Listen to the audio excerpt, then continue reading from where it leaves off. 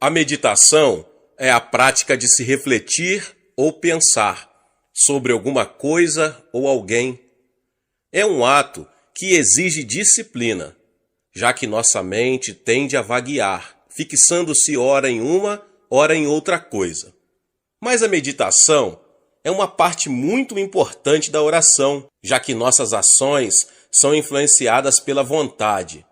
E nossa vontade é influenciada em grande parte pelo que pensamos.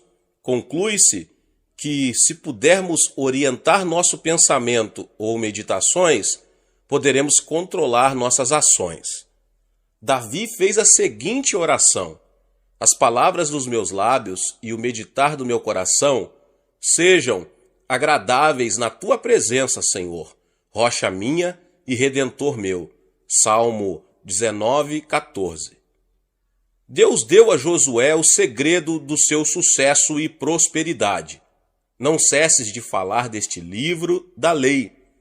Antes, medita nele dia e noite, para que tenhas cuidado de fazer segundo tudo quanto nele está escrito.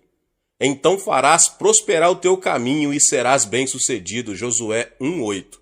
De acordo com esta palavra, está claro que Deus queria que Josué meditasse sobre uma coisa específica.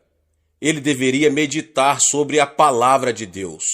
A orientação que ele recebeu não foi para que meditasse sobre qualquer coisa, mas a força de sua mente deveria estar concentrada em algo concreto. Meus irmãos e irmãs, quando meditamos, precisamos fixar a mente com toda a clareza no assunto sobre o qual desejamos meditar. Muitos crentes começam a meditar sobre o Senhor, mas depois permitem que a mente divague desordenadamente. Afinal, pegam no sono ou ficam exaustos daquilo. Por causa disso, Deus deseja que meditemos especificamente sobre algum assunto. Por um determinado período de tempo, é preciso que sintamos prazer naquilo.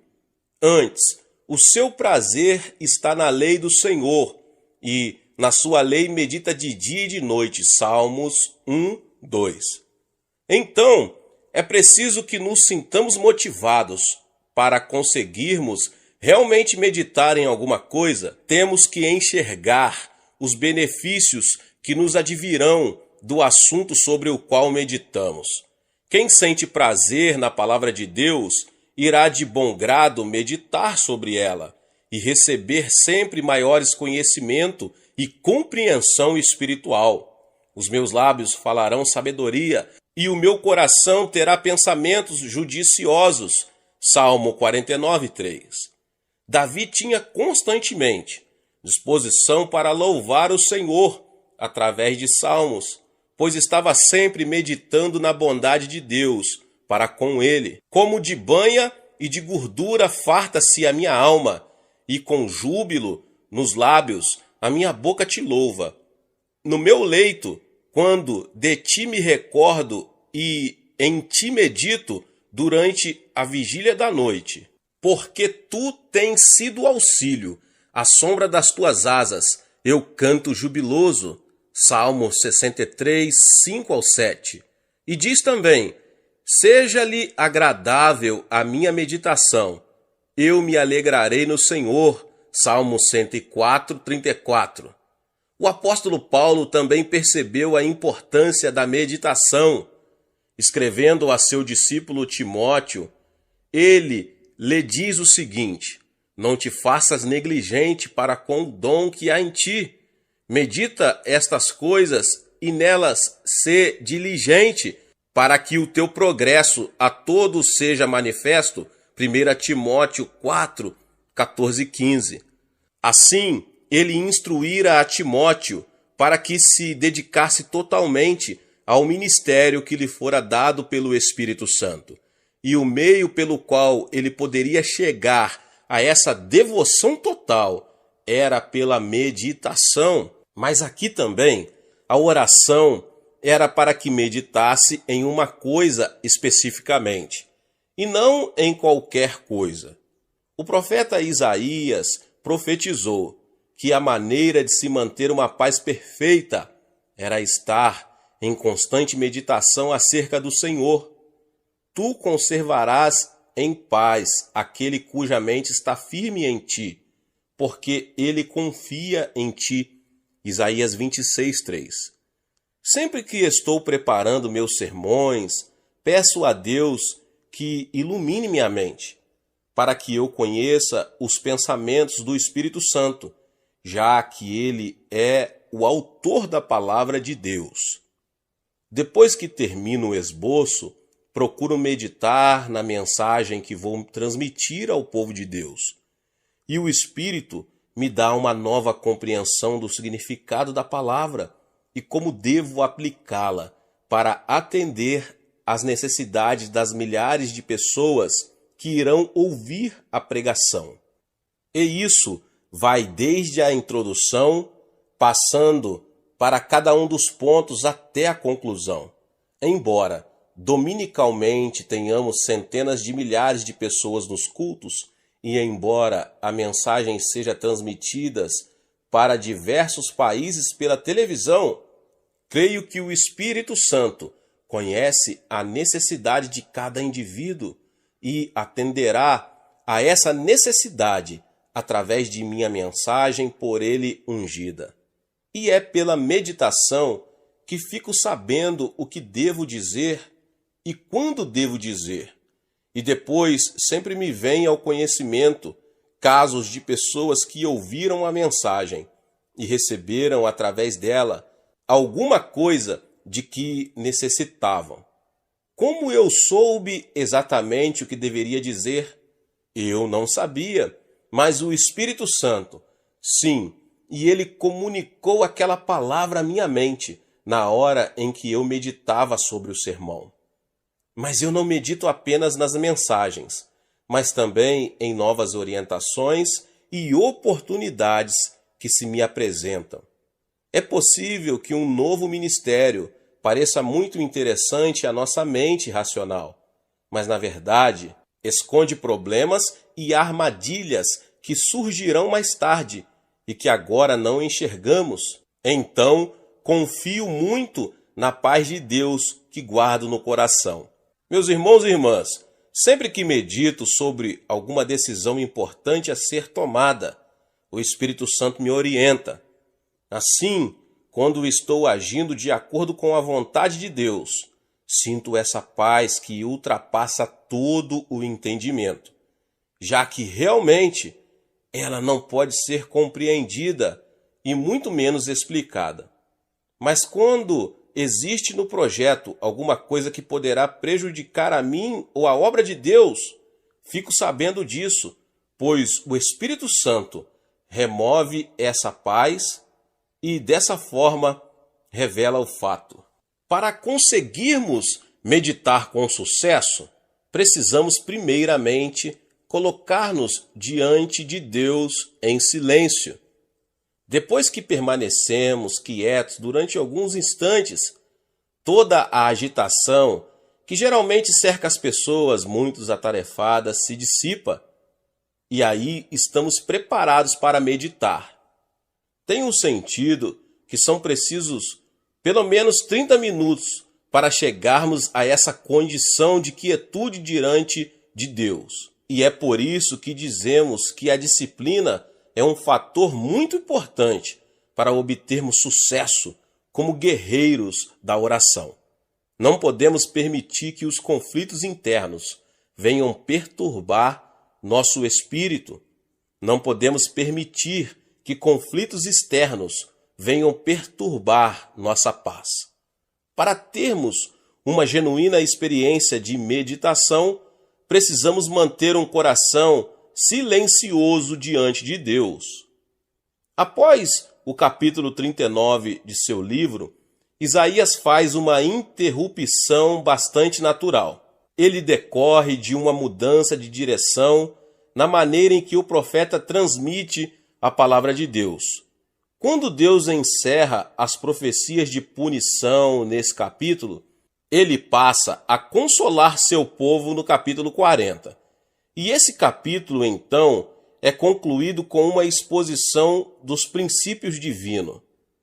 Faz forte ao cansado e multiplica as forças ao que não tem nenhum vigor. Os jovens se cansam e se fatigam, e os moços de exausto caem. Mas os que esperam no Senhor renovam as suas forças, sobem com asas como águias, correm e não se cansam, caminham e não se fatigam. Isaías 40, 29 ao 31. O princípio evidente nesses versos é o de que a força natural não é suficiente para realizar a obra perante o povo de Deus. Para isso, é necessário possuir uma força que ultrapassa a da juventude e da capacidade natural. Qualquer pessoa que se dispuser a esperar no Senhor pode ser qualificada para realizar a grande tarefa que se acha à sua frente, pois a fonte de suas energias não é natural, mas sim espiritual. Existem muitas pessoas hoje em dia que se acham tão atarefadas que não dispõem de muito tempo para a oração e muito menos para esperar diante do Senhor em meditação na palavra. Assim, não conseguem ouvir a voz interior do Espírito Santo, já que ela não é muito alta. Elias aprendeu essa verdade. Ali entrou numa caverna onde passou a noite, e eis que lhe veio a palavra do Senhor e lhe disse: Que fazes aqui, Elias?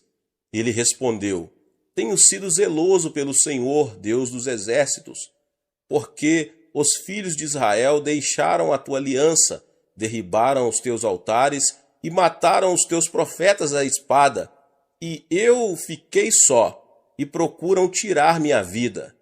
Disse-lhe Deus: Sai e ponha-te neste monte perante o Senhor. Eis que passava o Senhor, e um grande e forte vento fendia os montes, e despedaçava as penhas diante do Senhor. Porém o Senhor não estava no vento. Depois do vento, um terremoto, mas o Senhor não estava no terremoto. Um fogo, mas o Senhor não estava no fogo. E depois do fogo, um cicio tranquilo e suave. Ouvindo-o, Elias envolveu o rosto no seu manto e, saindo, pôs-se à entrada da caverna. E eis que lhe veio uma voz e lhe disse: Que fazes aqui, Elias? 1 Reis 11, do 9 ao 13. Meus irmãos e irmãs, Elias aprendeu que a orientação desejada não estava nas manifestações ruidosas do terremoto, do fogo ou do vento. Não. O Senhor lhe falou com uma voz tranquila e suave. A condição para ouvirmos a voz de Deus é ficar em silêncio e meditar na palavra. Se estivermos por demais atarefados para meditar, estaremos muito ocupados também para ouvi-lo. Contudo, não podemos encarar com descaso a questão de se ouvir a voz de Deus. Devemos sempre lembrar que tudo o que o Senhor tinha a dizer sobre temas doutrinários já o disse nas Escrituras. Então, sempre que ele nos disser alguma coisa, nunca irá contradizer a Bíblia, sua palavra revelada e inspirada.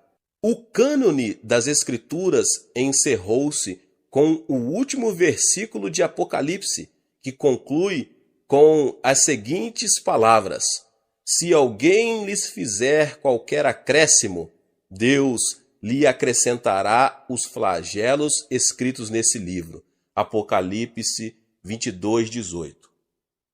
Um dos aspectos da meditação que eu, pessoalmente, mais aprecio é o que chamo de dar um passeio espiritual. Assim como gosto das raras oportunidades de dar um passeio a pé, sem destino específico, assim também gosto de meditar, ou esperar no Senhor sem um objetivo específico em mente. Fico simplesmente quieto, na presença de Deus, e gozo dessa presença. Nesse momento, não tenho nenhum desejo especial. Quero apenas a presença dele. Então procuro isolar-me, sento-me numa poltrona confortável, fecho os olhos e me ponho a esperar no Senhor. Posso não ouvir nada e não sentir nada, mas sempre me sinto revigorado após esse passeio espiritual com meu querido Senhor. Esse tipo de refrigério espiritual pode durar horas e horas. No livro de Judas, lemos o seguinte a respeito de Enoque. Quanto a estes, foi que também profetizou Enoque, o sétimo depois de Adão, dizendo: Eis que veio o Senhor entre suas santas miríades, para exercer juízo contra todos e para fazer convictos todos os ímpios, acerca de todas as obras ímpias que impiamente praticaram e acerca de todas as palavras insolentes que ímpios pecadores proferiram contra ele. Mas Gênesis diz apenas o seguinte: andou Enoque com Deus, e depois que gerou a Matusalém, viveu 300 anos e teve filhos e filhas. Todos os dias de Enoque foram 365 dias.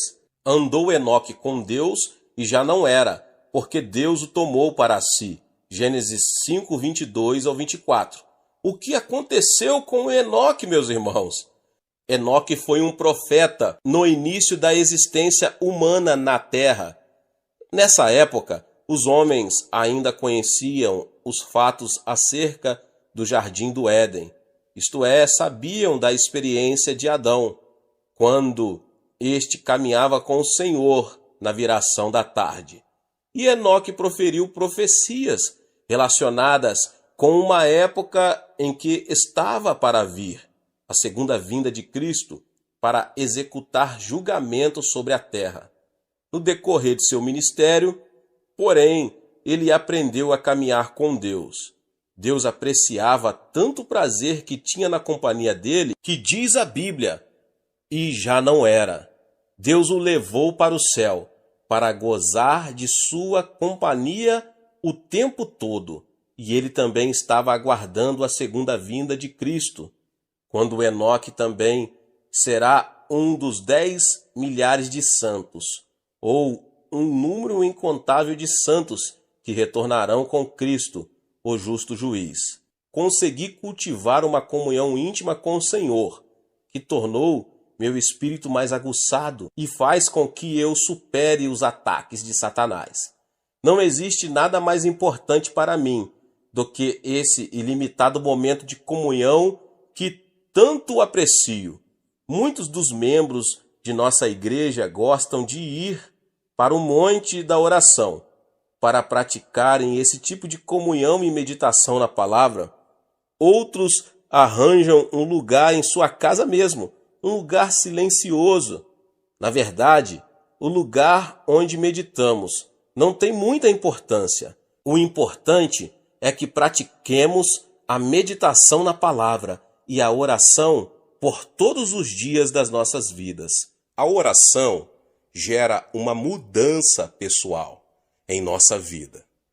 Não existe nada que possamos fazer para que nos traga mais benefícios do que a oração. Pela oração, o saldo da nossa conta no banco espiritual de Deus passa a ficar favorável a nós. Através dela, recebemos bênçãos espirituais, mentais e físicas. Nós, os seres humanos, fomos criados de uma maneira maravilhosa. Deus nos criou à sua imagem e semelhança. Nosso potencial é muito maior do que imaginamos. Só utilizamos uma pequena porcentagem de nossa capacidade mental. A capacidade de tolerância, força e longevidade de nosso corpo é muito superior à que temos. Nosso espírito pode experimentar muito mais das bênçãos de Deus do que as que experimentamos. A oração gera uma atmosfera na qual podemos prosperar e ser saudáveis, assim como nossa alma é saudável. Desde o início dos registros da história, o mundo tem sido beneficiado pela literatura. Tenho apreciado os escritos de muitos homens do mundo ocidental, e principalmente da língua inglesa. Na minha opinião, não existe outra pessoa capaz de construir uma frase melhor do que Shakespeare. Entretanto, existe uma obra literária que é mais importante do que toda a literatura humana somada. Esta obra não é estática, mas está constantemente sendo escrita por Deus. Então, os que temiam ao Senhor falavam uns aos outros. O Senhor atentava e ouvia. Havia um memorial escrito diante dele para os que temem ao Senhor e para os que se lembram do seu nome. Eles serão para mim particular tesouro, naquele dia que prepararei, diz o Senhor dos Exércitos. Poupá-los-ei como um homem poupa a seu filho que o serve.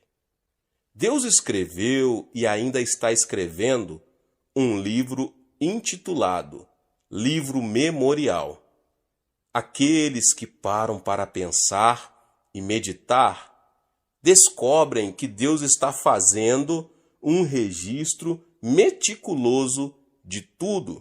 Podemos apenas fazer ideia da riqueza das meditações espirituais e ideias que alguns homens tiveram a respeito de Deus nestes séculos todos.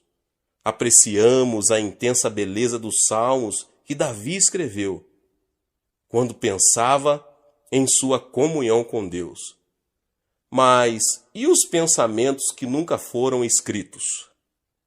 O Novo Testamento, ele nos fala sobre o livro da vida. Paulo e João, ambos falam sobre a importância de se ter o nome citado no livro da vida do Cordeiro.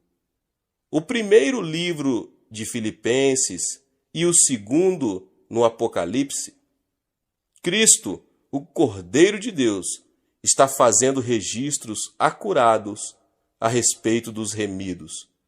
Mas o aspecto mais importante deste livro que Deus está escrevendo é que isso mostra que o Senhor faz anotações, não fica perdido. Nada do que se faz para Ele é em vão. Quantas vezes esquecemos coisas que os outros fazem por nós?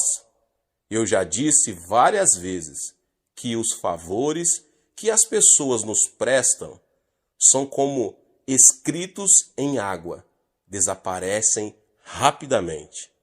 Mas o que elas fazem contra nós é escrito em placas de pedra, está sempre sendo lembrado. É de extrema importância que nós lembremos de que nada é esquecido realmente, a não ser os pecados perdoados e que são encobertos pelo sangue de Jesus Cristo. Então, nossas orações são sempre lembradas. É muito importante a perseverança em oração. Não sabemos quanto tempo temos de orar para que Deus atenda a nossa petição. Para Daniel, sua oração ajudou o anjo Gabriel a vencer a oposição espiritual que se defrontaria durante 21 dias. Deus ouviu sua oração, que foi registrada em sua conta. Vemos em Lucas 11 a resposta que Jesus deu a seus discípulos quando estes lhe pediram: ensina-nos a orar. Como resposta, ele contou-lhes uma história. Um homem pede a um amigo que lhe empreste 3 pães. O homem chega numa hora bem inoportuna, de noite, quando o outro já estava deitado. Contudo, a grande necessidade leva aquele que pede a insistir em seu pedido. E então Jesus explica: digo-vos que se não se levantar para dar-lhes por ser seu amigo, todavia o fará por causa da importunação, e lhe dará tudo o de que tiver necessidade. Lucas 11:8. Algumas de nossas petições precisarão ser repetidas muitas e muitas vezes, até que venha a resposta. E a ordem que temos é para que perseveremos em oração, seja por causa de oposição espiritual ou por outra razão qualquer. Nunca desista de orar por um problema. O que teria acontecido se Daniel tivesse parado de orar após o 5º dia ou após o 10º? Lembremos sempre que Deus é fiel. Ele atenderá nossas orações. Ele atenderá se orarmos sem esmorecer. Ore para que o saldo da sua conta de oração esteja fortemente a seu favor. Havia uma senhora em nossa igreja, cuja filha não estava levando uma vida cristã. E parecia que quanto mais ela orava, mais a filha seguia os amigos mundanos. Um dia, ela me ouviu falar sobre esse assunto. A mãe recomeçou a orar com toda perseverança, sem se deixar esmorecer, apesar de as circunstâncias piorarem. Certo dia, quando orava, sentiu no coração que seu saldo já era suficiente para resolver aquele problema espiritual. Naquele instante, teve a certeza interior de que Deus já havia realizado a obra. Alguns dias depois, a filha veio à igreja e se entregou ao Senhor Jesus. Hoje, as duas estão servindo a Deus fielmente. Apesar de todo o avanço da moderna ciência médica, as pessoas ainda sofrem com doenças e também com enfermidades.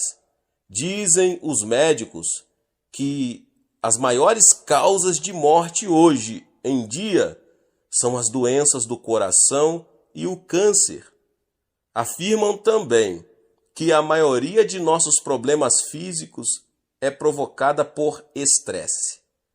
As pessoas vivem atemorizadas, com medo de uma destruição e extermínio nuclear. As pressões que se tem hoje em dia estão afetando a vida de todo o mundo, até mesmo nas regiões mais remotas. O que pode ajudar o homem do século XX a superar o estresse e as ansiedades que o atormentam? A resposta dessa pergunta não é nenhuma novidade, mas está sendo bastante esquecida na sociedade moderna.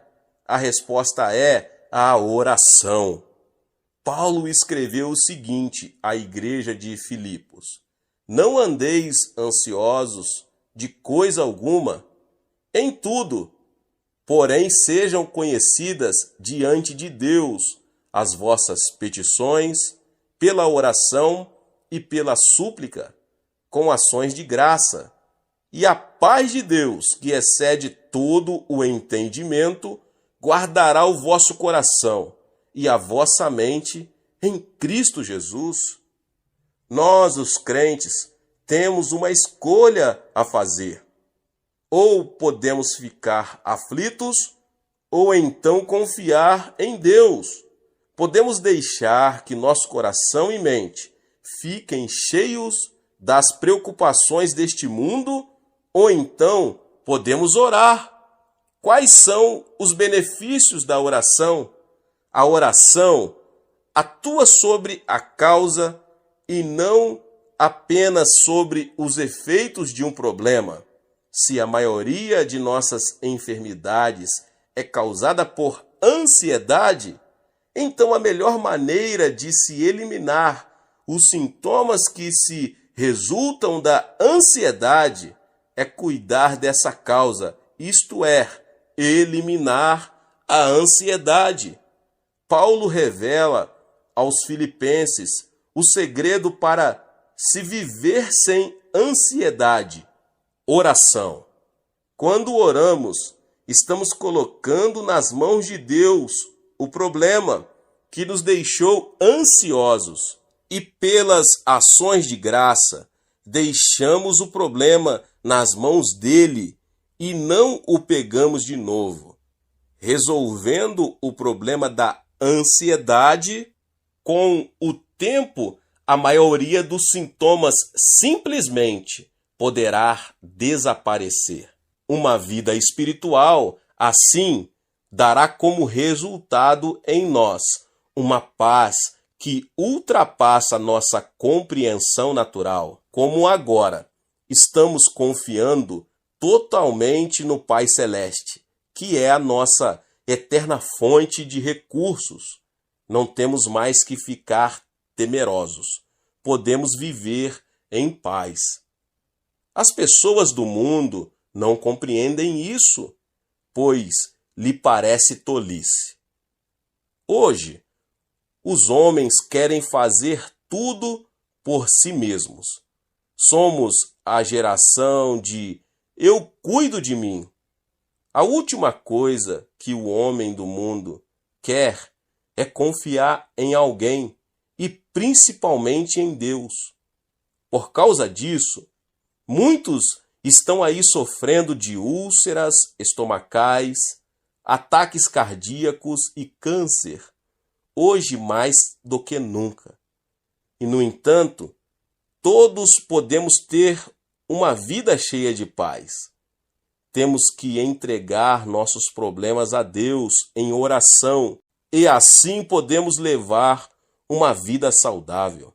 O desejo do meu coração é motivar você a se dedicar mais à oração. Você deve orar como nunca orou antes. Você sempre teve consciência de que precisava orar muito, mas talvez não arranjasse tempo para isso. Estava por demais atarefado. Que outra razão eu teria para ministrar sobre a oração se não fosse o interesse de levar a todos a orarem mais? Eu não iria passar por todos esses lugares ministrando se fosse para você voltar a ser como antes depois de me ouvir. Então Deus ministrou ao meu coração para que expusesse aqui nesta palavra várias ideias de que podem motivá-lo a orar muito mais. Já vimos e ouvimos como a oração gera poder em nossa vida e entendemos que precisamos de mais poder para enfrentar os novos ataques de Satanás, as táticas mais complexas que ele emprega hoje. Nós vimos também a razão dos ataques do diabo contra o povo de Deus. Foi ministrado também o modo de superar esses ataques.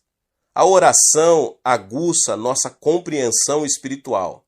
Por meio dela, nos tornamos mais conscientes das realidades espirituais em todas as áreas da vida.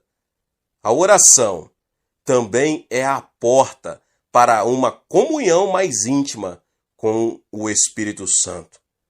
Só aprendemos a atuar bem com nosso dom depois que aprendemos a orar.